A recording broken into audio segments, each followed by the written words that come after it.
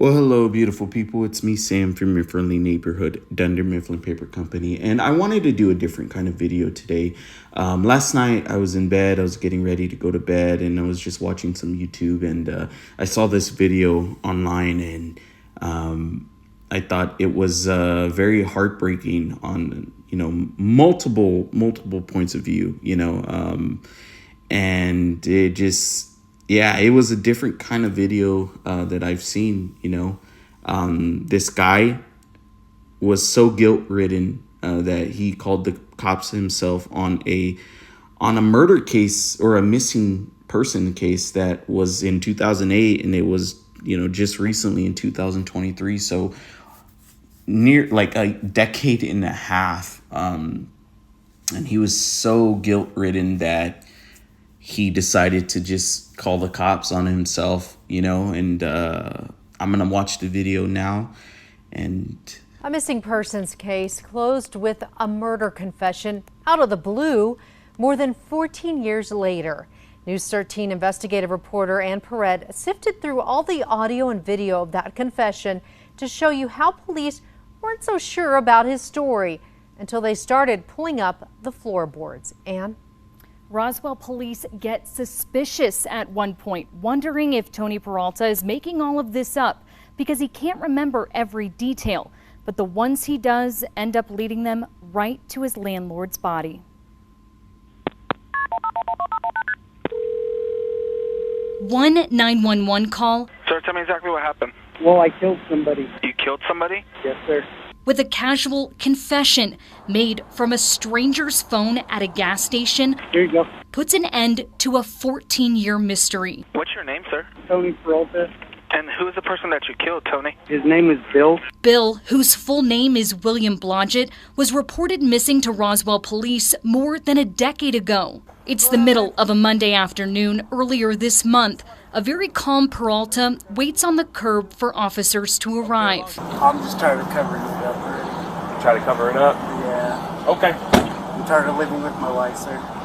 The guilt? Hell yeah. The officer asks if Peralta will take him to where he buried Blodgett. Let's go. Okay. Without being told, Peralta puts his hands behind his back to be cuffed. As he's walked to a patrol car, he thanks the officers. Thank you guys for coming. It's the first of many thank yous throughout his arrest. Peralta's driven to the Roswell Police Department, where he tells them he's taken blood pressure pills and a drink to get up the nerve to come forward. Did it happen at the house? It did.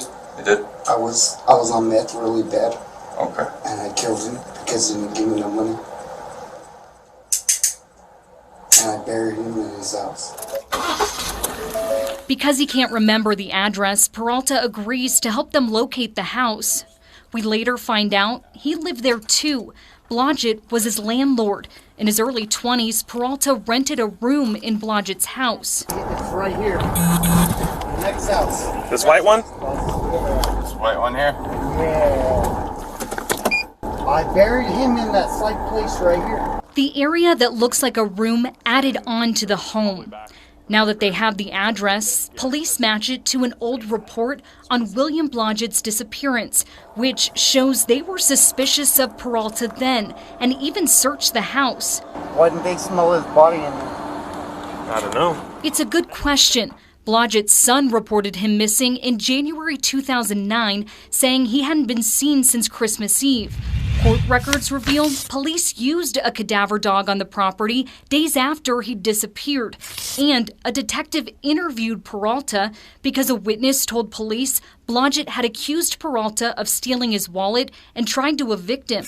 But the report states neither the dog nor Peralta gave police any leads. I think that's crazy. They closed the case. The dog didn't even What part of that room? find anything. The left side. The left side? Yeah, if you pull the board up and dig him up. And sure enough, with a shovel and flashlights, officers get to work doing just that. Let's pull this out. Let's see what? Let's see what it hit it with the shovel. It takes some time, but they eventually realize Peralta was telling the truth. Oh no, that's a shoe. Yep, you can see. I think it is. There's the, like, I think it's the boot. Oh, check that. Yep. Yep. That boot has bones in it. While they wait for the search warrant to continue collecting remains, Peralta is driven back to the station. Police have more questions. I just don't want to talk anymore.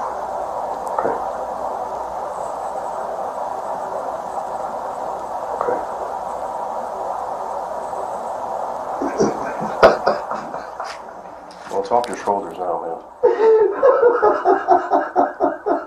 Peralta starts to let go of 14 years of guilt. I know this is probably a big, hard decision you had to make. You've been thinking about it for a while? Every day. The detective tries to get more information from Peralta, and he repeatedly says he can't remember. But he does eventually admit he used a screwdriver to kill the 69-year-old. That's crazy. You got family in town here? Yeah.